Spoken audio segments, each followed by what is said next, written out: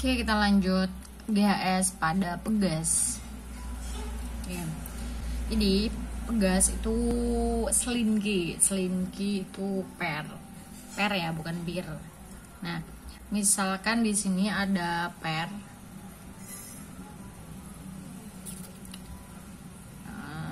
digantung ada per. Nah, pernya ini kemudian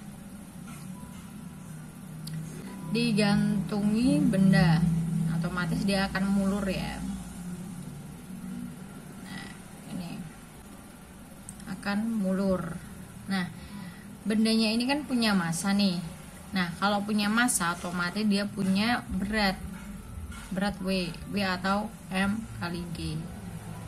Nah, di sini perhatikan, sebelum dikasih beban dan setelah dikasih beban dia akan mengalami pemuluran atau penambahan panjang pegas. Nah, di sini kita sebut delta X. Oke. Nah, masih ingat hukum Hooke? Hukum Hooke. Jadi hukum Hooke itu F gaya yang diberikan ketika ini ya, F sama dengan K kali delta X. Nah, otomatis ketika di sini ada terjadi pemuluran, ada gaya Hooke, F sama dengan K delta X, berarti bisa kita tuliskan itu adalah, kan di sini ada F. Nah, ya ada F, ada W. Ketika misalkan dia ini pegasnya dia ditarik ke bawah, kita tarik ke bawah, habis itu dilepaskan, otomatis apa yang akan terjadi? Akan terjadi gerakan naik turun ya.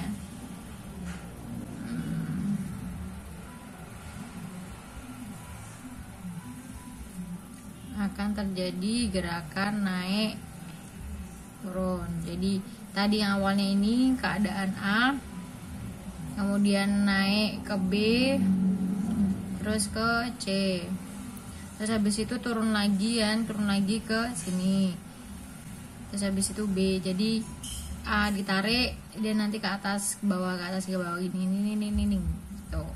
Nah, yang menyebabkan dia bisa naik turun, gerak bolak-balik ini, itu ada gaya pemulih. Nah, karena ini W ke bawah, dia ditarik ke bawah, berarti otomatis gaya pemulihnya dia itu ke atas, karena dia memiliki sifat berlawanan dengan arah simpangan geraknya. Jadi ada gaya berat sini ataupun dia ditarik ke bawah, maka ada gaya pemulihnya yang ke atas, gaya pemulih. Nih, gaya pemulihnya. Nah, gaya pemulih di pegas ini, gerak harmonik sederhana pegas, yaitu hukum Hooke-nya ini. Jadi bisa kita tuliskan W-nya ini di sini karena dia W sama gaya pemulihnya berlawanan arah, berarti W sama dengan F pemulih. Atau bisa kita tuliskan W-nya ini kan M kali G sama dengan gaya pemulihnya tadi K delta X. Nah, karena dia berlawanan arah, masih ingat dia karena berlawanan arah, berarti dia negatif. Kita tuliskan negatifnya di sini aja. Oke. Nah, jadi kita bisa pakai sini. Nah, kalau tadi di bandul rumus F-nya itu adalah 1/2 pi akar akar G per L.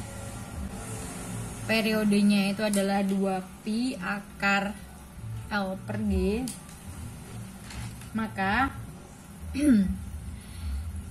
di pegas ini kita bisa tuliskan. Nah, di pegas ini kan kalau kita lihat kan unsurnya, kalau tadi kan di sini ada tali. Nih, kalau di pegas berarti ada pegas. Berarti bisa kita tuliskan ini yang dipegas ya. F sama dengan 1/2 pi akar L-nya kita gantikan dengan pegas. Mana pegasnya? Ini pegas. Pegas atau konstanta pegasnya K. Atau T-nya ini bisa kita lihat 2 pi akar K. Uch, salah. Nah, sorry. Oke, salah. Ini kan G per L.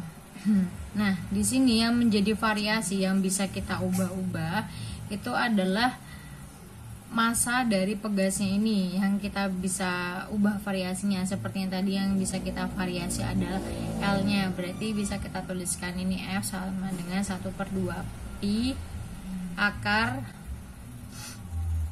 yang bisa divariasikan tadi L, ini yang bisa divariasi adalah M. T sama dengan 2 pi akar M per G. Di sini adalah ketetapan. Artinya yang nilainya selalu sama. Otomatis karena misalkan kita pakai pegas X, berarti pegas X yang selalu sama. Berarti G-nya ini kita ganti dengan dengan K atau konstanta pegasnya itu. K itu adalah konstanta pegas. Nah, seperti itu. Oke, untuk contohnya kalian bisa buka LKS Intan Pariwarna halaman 74.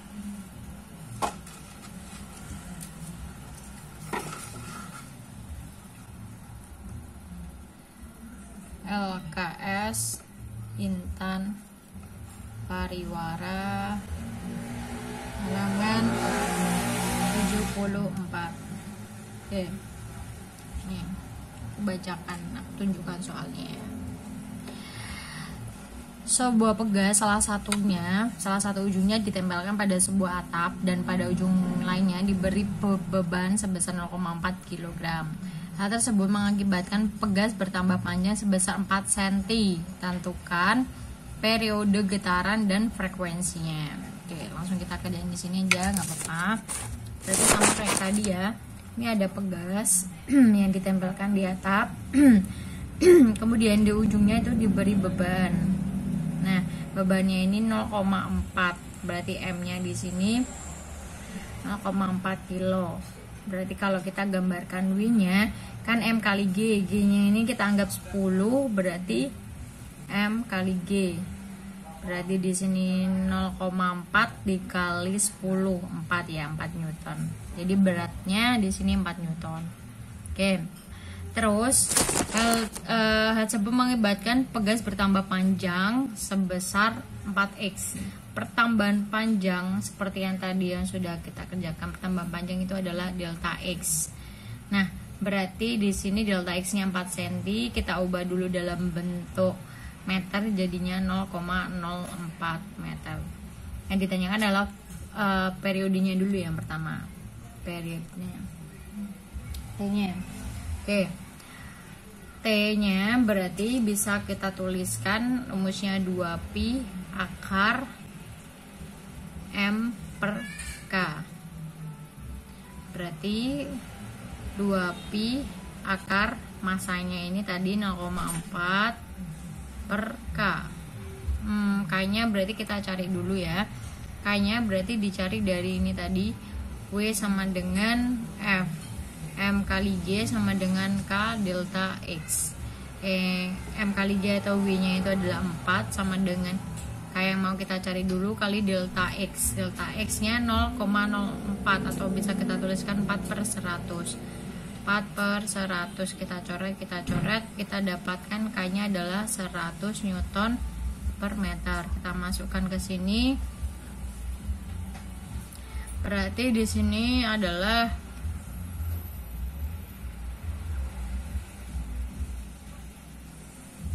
100. Terus yang bisa diakar berarti di sini 2pi, yang bisa diakar ini berarti 4-nya ya. Ini 4/10 bisa diakar, jadinya kita akar jadiin 2/10. Sisanya berarti kan 0,1, berarti akar 0,1. Ini berarti hasilnya 4pi/10 akar 0,1 sekon. Kalau kita udah ketemu periodenya, kita gampang buat nyari frekuensinya. Frekuensinya 1/T. Berarti 1/T-nya kita masukin di sini 4pi/10 akar 0,1 ya. Atau akar 1/0, 1/10. Oke, berarti kita tuliskan ini 4pi/10 akar 0,1. Berarti karena ini tinggal dibalik, berarti jadinya 10/4pi akar 1/0,1 atau 10/4pi akar 10/1 ya, atau 10 ini hertz. Nah, tuh kalian bisa coba. Nanti kalau misalkan bingung, kita bisa diskusi bareng. Oke?